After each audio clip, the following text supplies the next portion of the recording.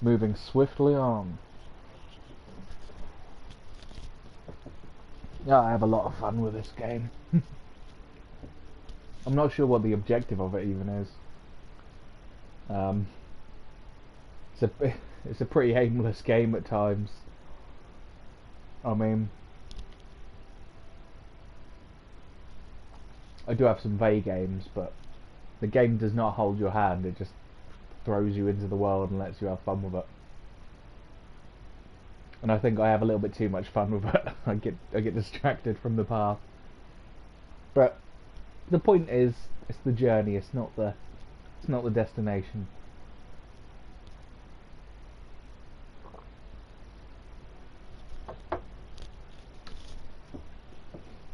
And the journey is a right laugh.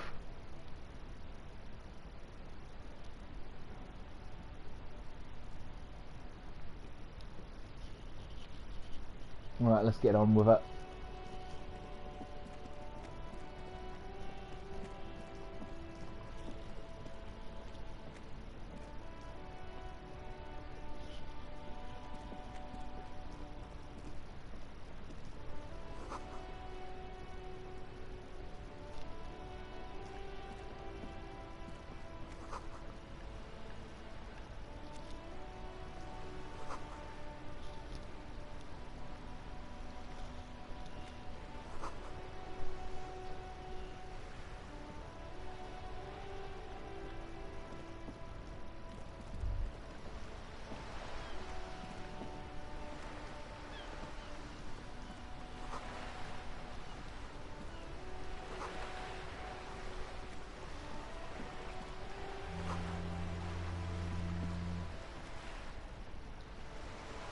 Oh.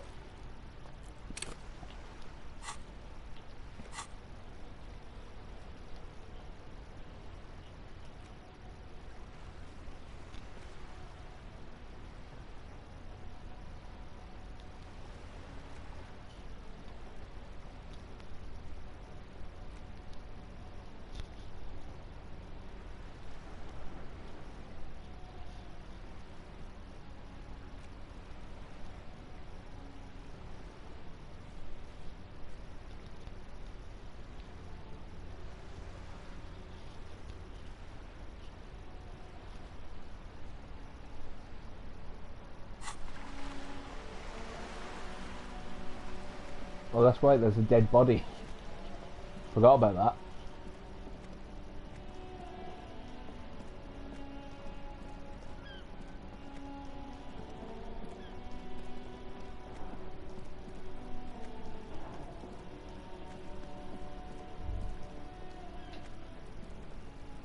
There are several footprints in the mud, left by work boots.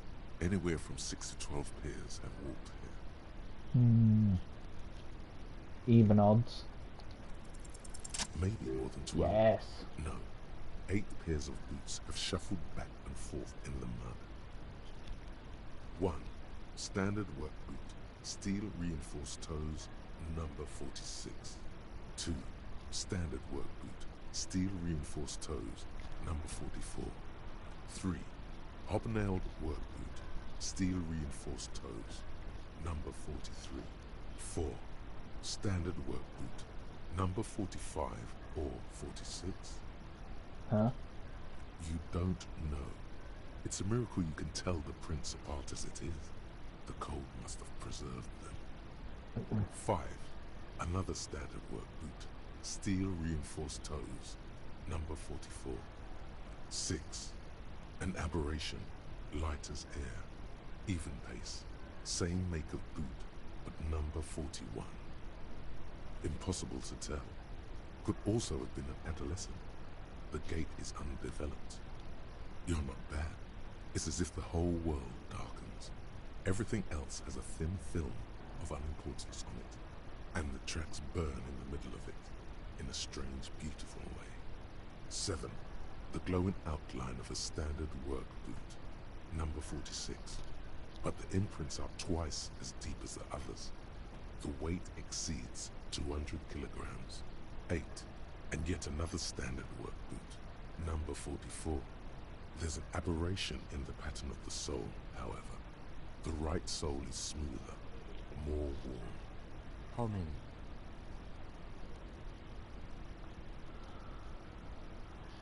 Oh, it's so tempting. 8. I was pretty off then. I counted 20.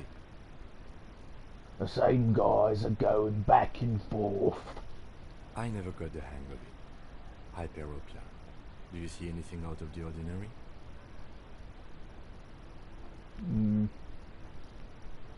An aberration. One soul is smoother than the other. Interesting. Let's name it the odd soul. You have an ideas, Lieutenant? Someone operating a workbench with a pedal? Like a joiner at the harbor. Or maybe a drummer? He regrets it the moment he says it.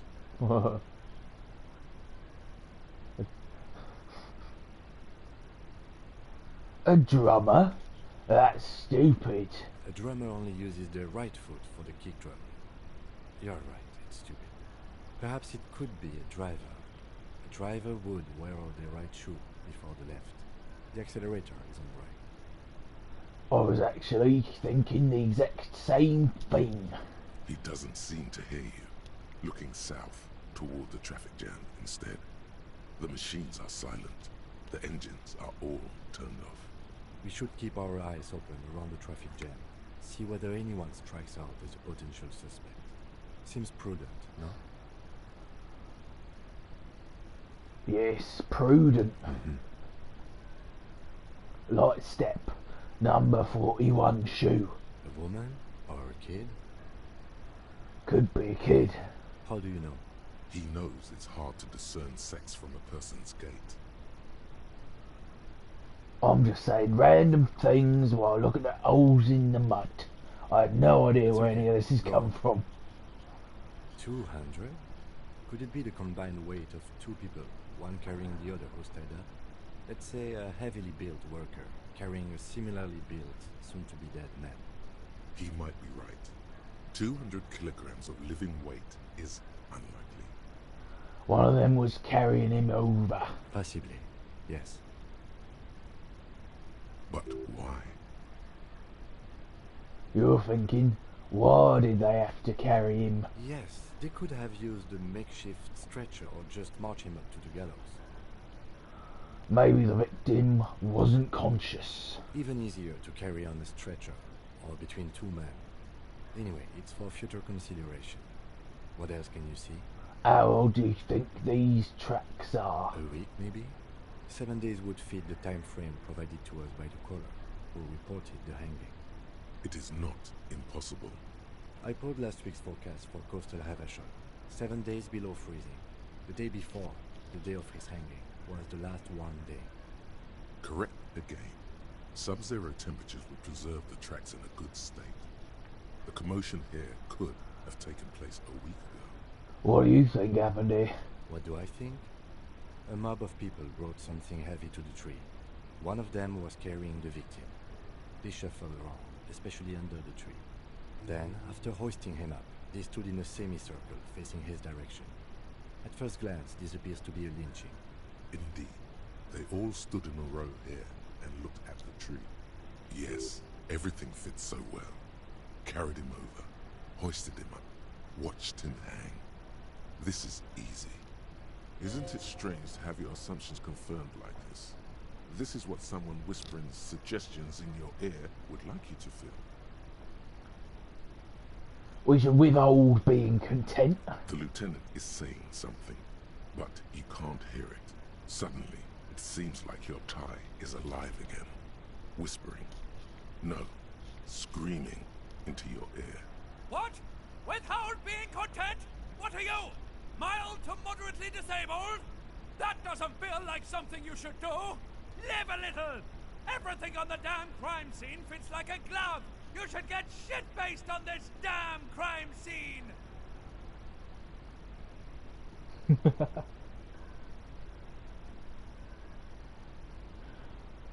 I like how vivid my interior is, but could we maybe do something that doesn't involve getting drunk?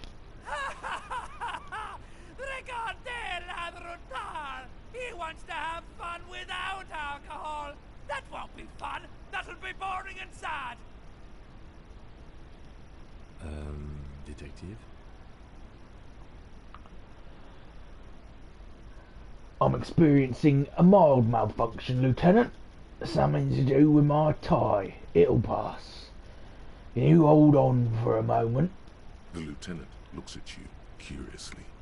A beat passes in silence. The wind blowing, the cargo belt squeaking. The lieutenant doesn't understand what's happening right now. You're twisting at your tie, looking sweaty even by your standards. He needs to say something. I agree. Our assumptions could be wrong. Better not to have them confirmed just yet. Do you see anything else? Ah, we've been through all of it.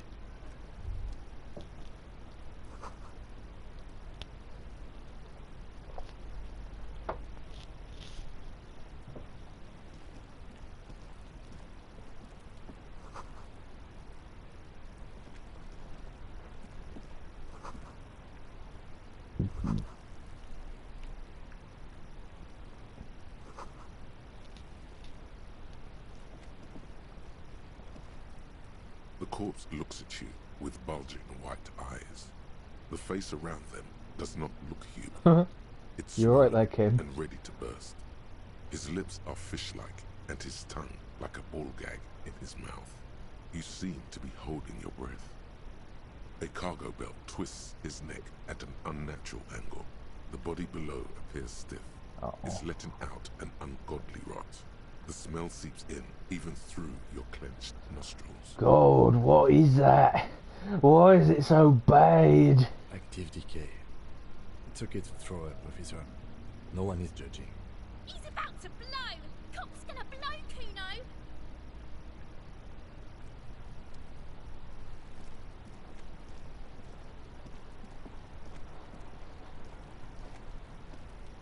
This trash container is locked.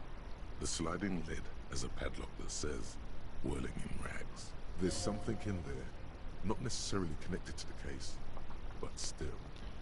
Why am I looking at you, trash container?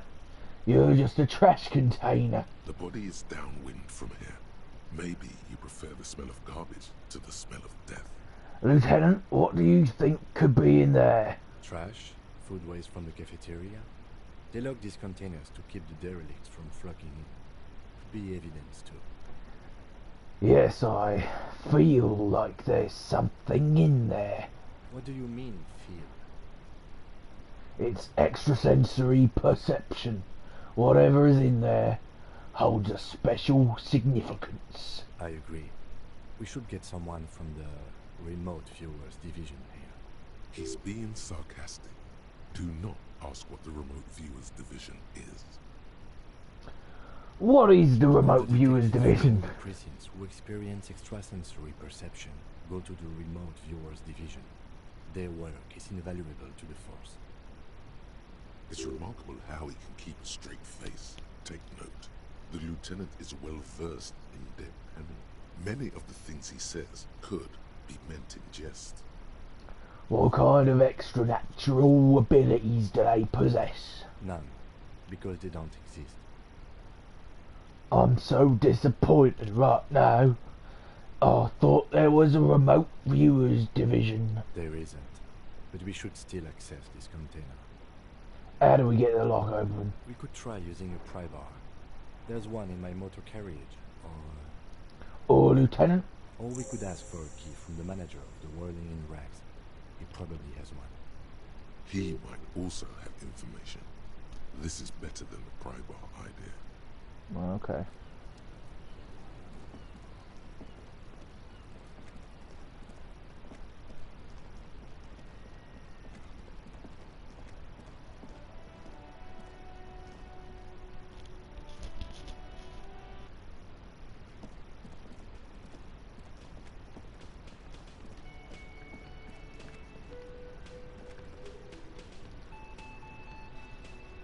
Can I help you?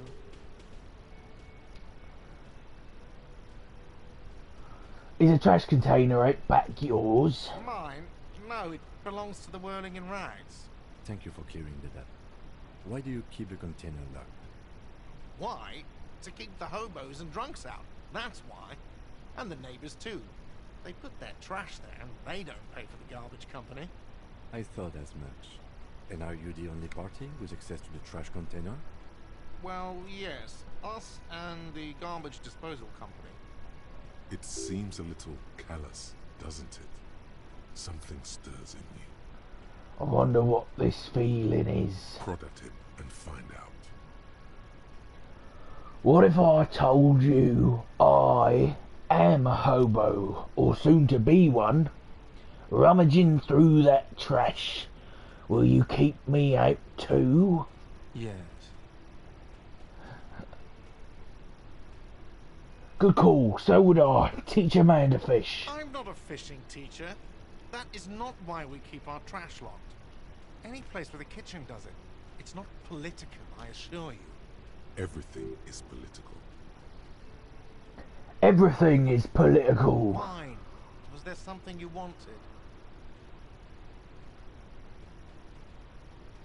We need those keys. What do you need them for?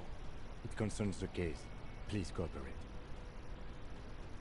Just bring them back once you're done, please. Goodbye.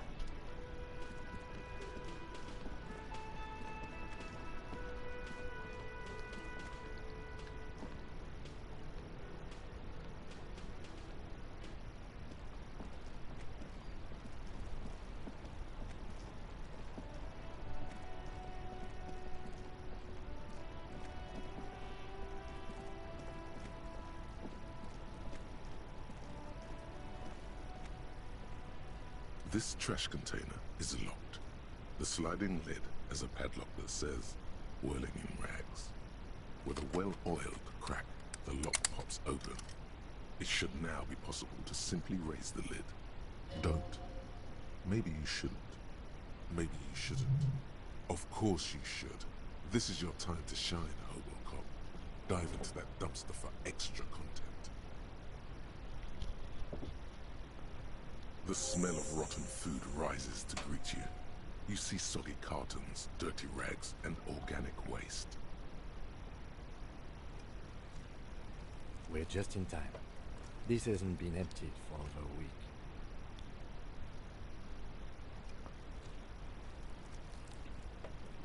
You see milk and egg rest with one broken egg in it.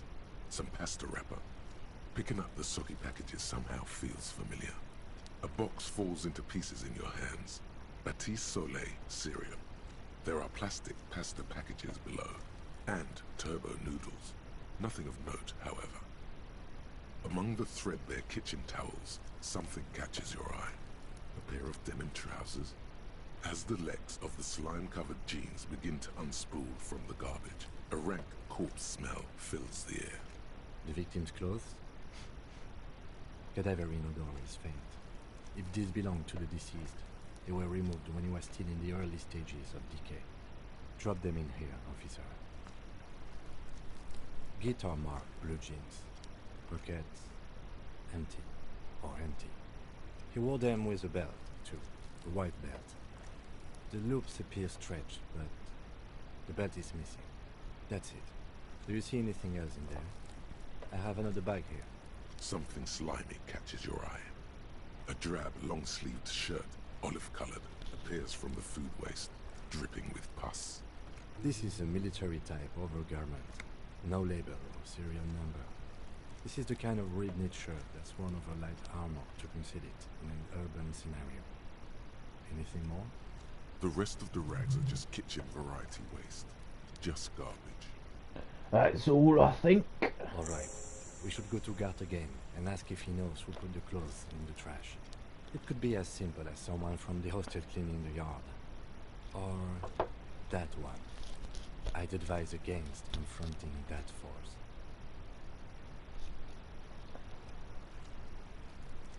Yeah, we need to ask the kids who put them here. The fuck's he on about? Kids? You hear that, Kuno? He thinks you're an infant or something. See? You think someone from the whirling might have been involved, maybe? Not really. All we know is the victim's clothes are in the trash. The lid was locked, and his establishment had the key. It's just a small loose thread. Okay. The lieutenant nods, then looks back into the trash container.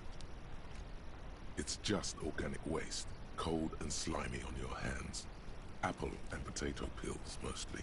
Unidentified sludge, and the occasional chicken bone thrown in for good measure. But hey, nothing. It's nothing. Nothing more to see here. What's this? What? A blue piece of plastic sticks out from the apple peels. It's shiny. Looks like the corner of something. Something larger. A clipboard. A blue plastic clipboard with moist papers hanging from it. They look badly damaged, but you can still make out forms and notes, written in a man's handwriting. Officer, is that your paperwork? No, it can't be. Yes, it is. Look. This plastic has the RCM street grid on it. You've even got an autopsy form. If you don't mind me asking, how did this get in the trash? It must have been cramping my style. Officer, this is an official piece of paperwork. It probably contains notes on numerous ongoing investigations, and could even list undercover operatives, informants. I suggest integrating it into your style, for all our sakes. Okay, I'll do that. It would also not hurt to start taking notes on the case. Now, tell me what your eagle eyes see. Or are we finished? Some items, such as the ledger you found, are interactable.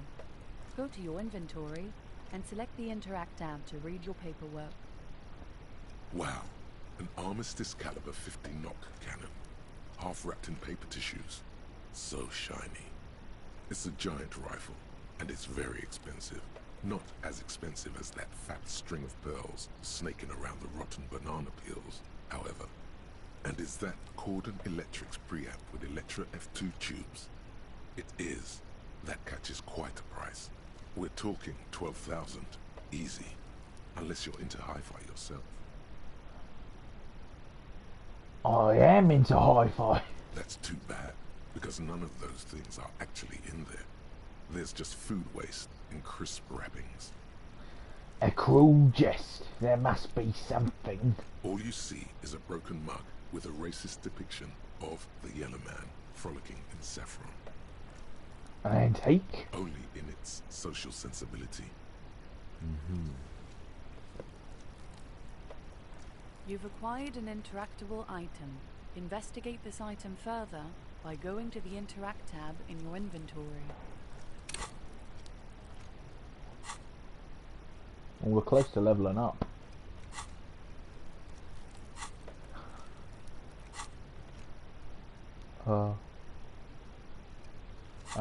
Wait, where is it? Where is it? Wait, what? No. It was this one, wasn't it? Or was it? Wait. Okay, hang on. The container sounds a muffled gong. That's one thing off the list. I think we got it all. You couldn't access that from within another dialogue.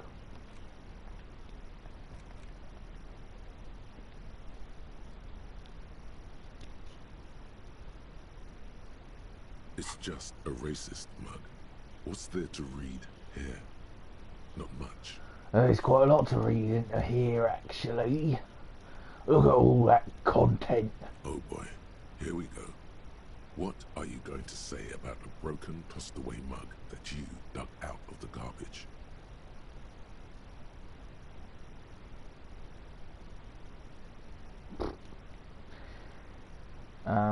I'm gonna push this into the face of every merchant I find and tell them this is your inane ideology.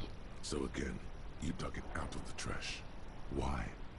It wasn't going to offend anyone there. Why don't you just get back to your case?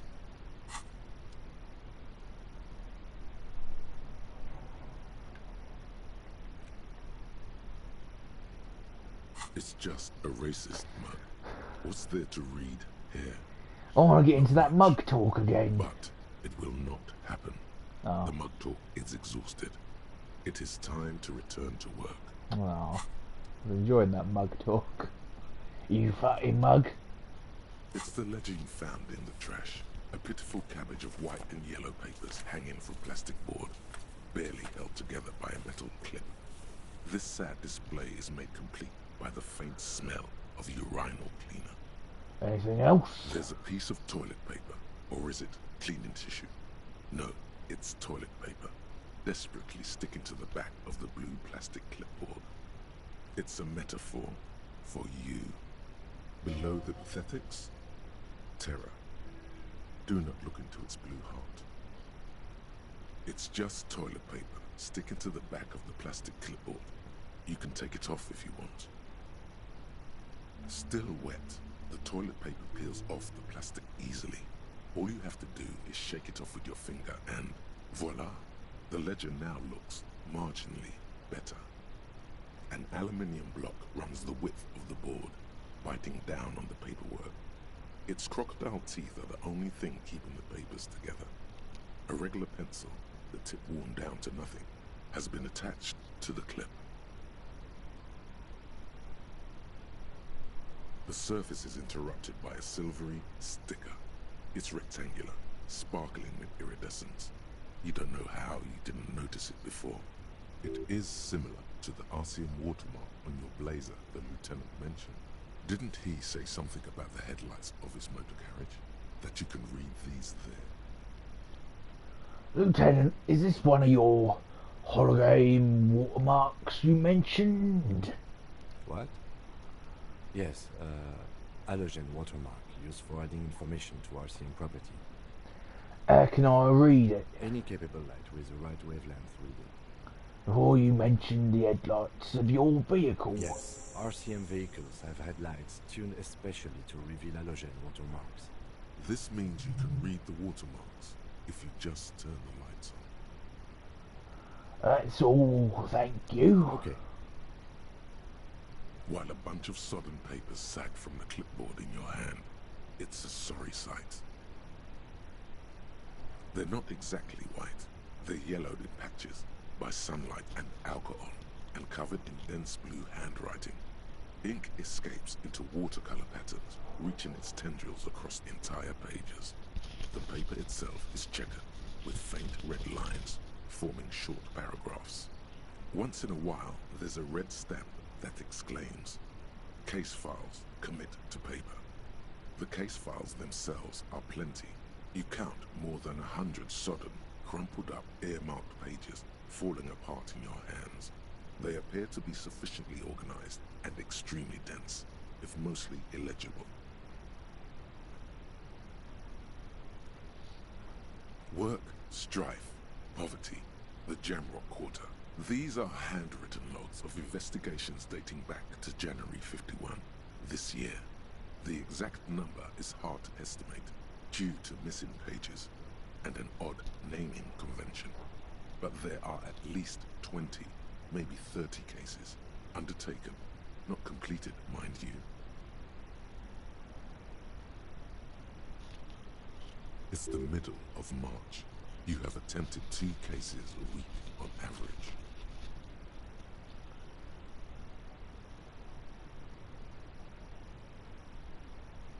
Is 2 cases a week a good caseload, Lieutenant? Huh? 2 complex cases to undertake is a lot, yes. You really have to push yourself. I would not suggest it, lest you start making mistakes. 2 cases a week appears to have been my load, Lieutenant. I'm not sure I completed them, though. 2? That's a lot. I didn't mean to say you are making mistakes, by the way. It was presumptuous of me. A nice brisk pace, the way I like it. I prefer normal caseload. It's a matter of method. Like a fan of gills, the checkered papers dry in your hand. The handwriting is extremely dense, if mostly illegible. There was mention of a naming convention here. Yes, it appears you employ a shall we say, robust yet literary system. Each investigation has its case number written on the margins. Yet, still more tellingly, most are accompanied by a name. A title, one might say even. One that draws inspiration from snoop fiction and vespertine cop show staples. Oh my, and they're written in capital letters too. Yes, all caps. One is called The Next World Mural. Another, The Square Bullet Hole Murders. Another yet, The Unsolvable Case. More? Others appear more light-hearted. The guys on a couch in an unexpected location, and the murder at the Ukar parlor. Even the rare article-free collapsing tenement. Murder features prominently throughout. It's going to take an effort to piece these case files together, but it can be done. Once you're done inspecting them up close. My cases appear to employ some kind of naming convention. You mean the alphanumeric? Officer, precinct, time of arrival at the scene? No, I mean a non-numeric one, with titles. Oh, you mean the titular? Yes, well, so do I. In our defense, almost everyone in the RCM does. Why is that? It's a holdover from the early days of the RCM, right after the revolution, when the organization had little idea how to do things. It persists in an unofficial capacity. Officers use these titles to refer to their work among themselves. Oh, welcome in, Elghag. Oh, there's a baby kitty on the bus. Is there? That's a weird place to see a baby kitty. I don't think, of all the strange things I've seen on the bus in my time, I've never seen a kitty on the bus.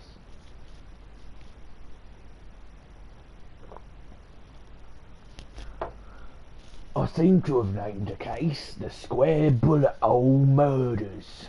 Again, in your defense, I seem to have named one the man with the hole in his head. That was a real person. His death was real. Still, I named it that to amuse myself. It's a little Postman Pat cat. Postman Pat, Postman Pat, Postman Pat and his black and white cat. Early in the morning, when the day is dawning, Pat feels he's a really happy man. Jess. Jess was the name of Postman Pat's cat. It was in a harness. Oh. That is quite cute. I pray his loved ones never find out. What happened to him? Rail spiked through the head. He died. It was a workplace accident. I have to open an official case. Is there room? There is, for precisely one more. 15 pages near the end remain untouched by the damage. The checkered grid forms a structure of passages, breaking the case into subtasks to accomplish. Once all the tasks are accomplished, the case is complete. Commit to paper. Sadly, the ledger only comes with an old, worn-down lead pencil. It's unfitting of this monumental event. Kim, do you have a pen? The lieutenant looks at his blue notebook. 2 fat, shiny pens hang from the binder, like large caliber bullets on an ammo belt. He is not really saying anything, just standing there, looking at them. Can I have one? Know that I give this to you with resentment. With this beauty, commit to paper. The tasks you've completed flow out of the blue oblong pen in a brash freehand uncannily similar to the rest of the letters. The wording comes easily. It's almost robotically simple, a language developed for mental rigor and simplicity. Inspect the victim's body. Interview the cafeteria manager. It's not exactly poetry, but poetry would be out of place. A satisfying slash sounds across the paper. You're done, it seems to say. And you, and you. Things to be done, and things already done. The composition of reality. This is an extremely useful tool for a detective of the citizens' militia. Now all that remains is to name the case. Lieutenant, have you by any chance named our case? No, actually. Any ideas? Shit on a stick. Ah, yes. I have to tell you, officer, I don't appreciate ironic titles. Other officers will have to use this as reference. If it's idiot or cockfinger, they're not going to get it. They're going to think an idiot and a cockfinger were on this case. So, do you have something less funny? Fun is outlawed with this guy. What a knock! Furies are home in the mirror. Furies? Yes, well, I don't know. I have to be honest, I'm not experiencing the internal strife that it refers to. And also, could you make it less poetic somehow? Just a normal case name, you know? Think, what would that be? A good normal name? Yes, yes. You know what that normal name is. But it's so plain. Anything else, please? The setting sun. Okay. It's a good name, but it has one problem. This case has nothing to do with the setting sun. At all. It has nothing to do with that, so... something more concrete, perhaps? Do you have something concrete? Mundane? Usual? Usual is boring. We don't do that. Hanged man. Great. That's great. That's actually what I was thinking too. The Hanged Man. Good, strong name. We have a very good name for the case now. You bastard. I'm going to start calling it the Hanged Man. It's good we sorted this out. I'm done inspecting these. You don't exactly close them, so much as distance yourself from the smelly papers. They're a little further from your nose now. Yes, you can piece them together using the alphanumeric code on the margin. It always begins with HDB41, then date of initialization and time of arrival on the scene, followed by the title. For example, HDB 41120111700, the next world mural. Wait, HDB41. Weren't those officer? Precinct? Why yes, your precinct number is 41. HDB. Every last alphanumeric in the files begins with it. And these are your case files.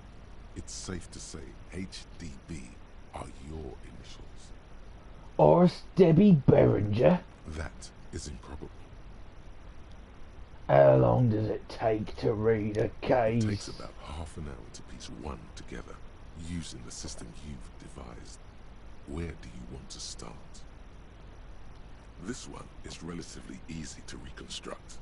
Overnight on 1202, a graffito, nay, a mural, appears on an 8-story tenement overlooking Central General. The building is a sparsely inhabited ghost tower, part of a failed real estate development called Grand Coudon. Cause of failure, rent too high.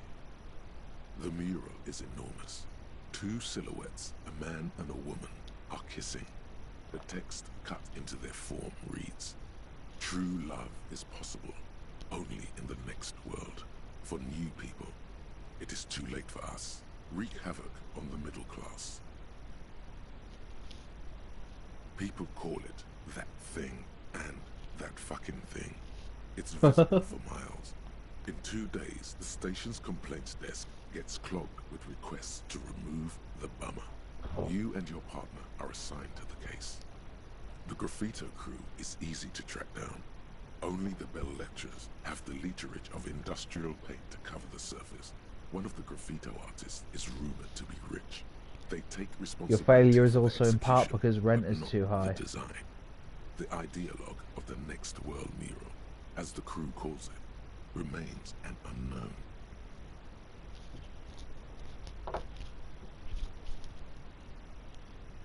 Wait, hang on. Did I miss something there?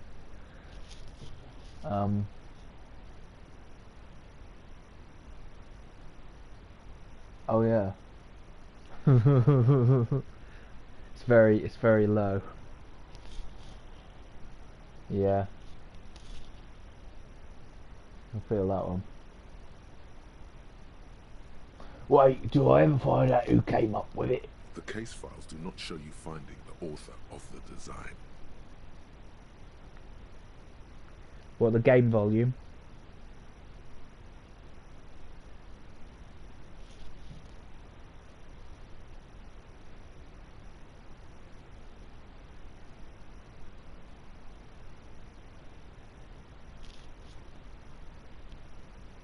Both really.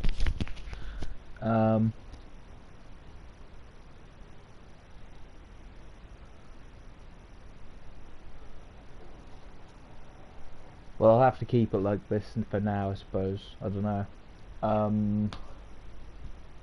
If I turn the game up, then it's going to make my voice even lower in the mix.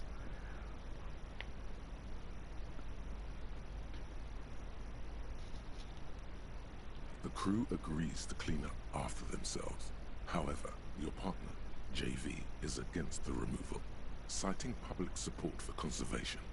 This leads to a debate in Precinct 41, which then spreads to the streets of Jamrock, ending in a rare plebiscite organized by you and the rest of Row 3. I wonder why that is. The 9,000 people subjected to the mural's message, all of Lakeside, Central Jamrock, and Villa Lobos, plus half of the eminent domain, participate in the vote.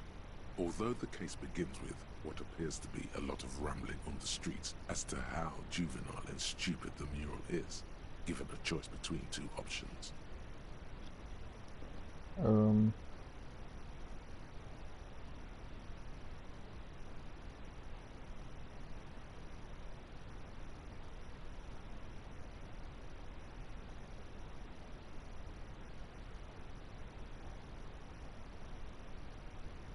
A staggering 78% of voters choose to keep it. Turns out the opposition were a loud minority, and that love truly is possible in the next world for new people, and it is too late for us.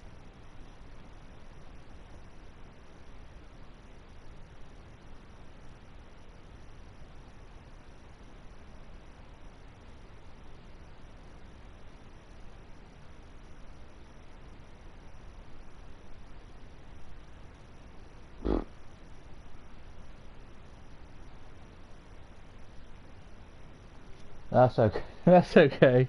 No worries. I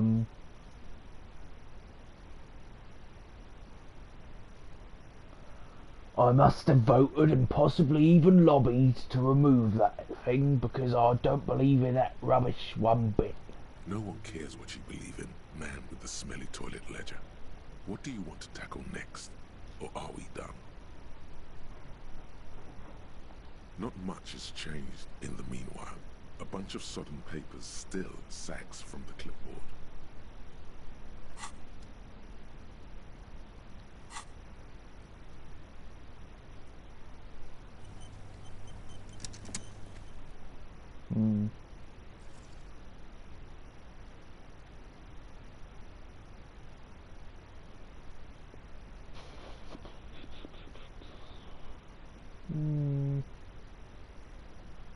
Oh, what's hardcore mode? Hardcore mode is existentially difficult. Checks are harder and healing items are more expensive. Choose your clothes and thoughts wisely. For your sweat and toil, tasks reward a small amount of extra XP. Interesting.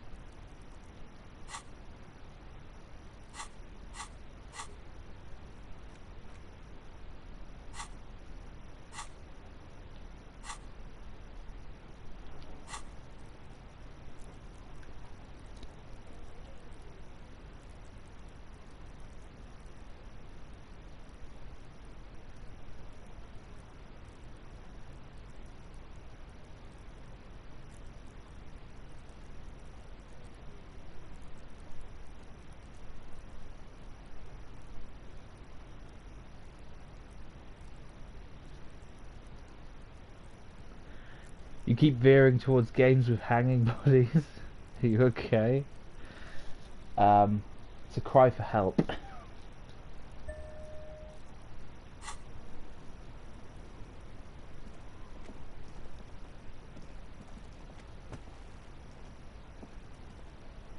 Is it quieter than yesterday then? Because it shouldn't be.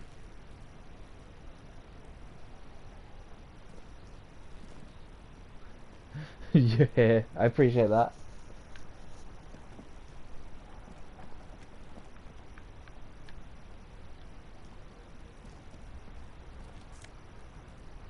Ooh.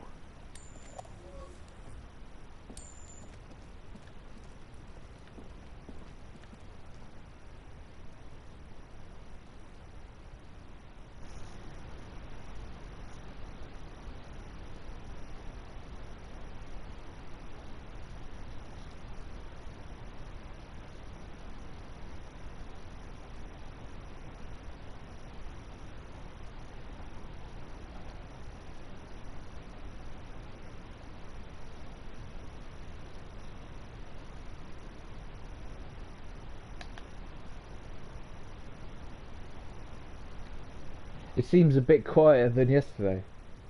Urgh.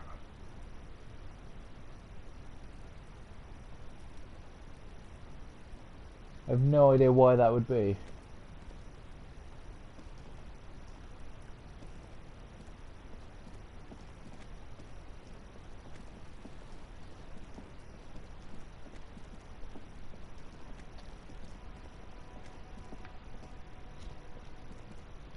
Yeah, actually, seeing as Scooter's video in half an hour anyway, I think I'll wrap it up here then, and I'll investigate. I'll have to do a side-by-side comparison and see if I can see what you're talking about there, because that's not good. I want to get to the bottom of that. Yeah. Well, thanks for bringing it to my attention.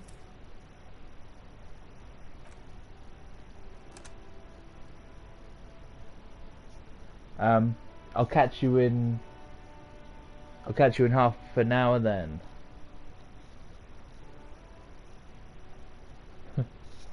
Yeah, cheers. You're always helping me out. Yeah. Alright, take care. And thank you everyone who's been watching. Sorry if it's quiet. Alright. Bye bye.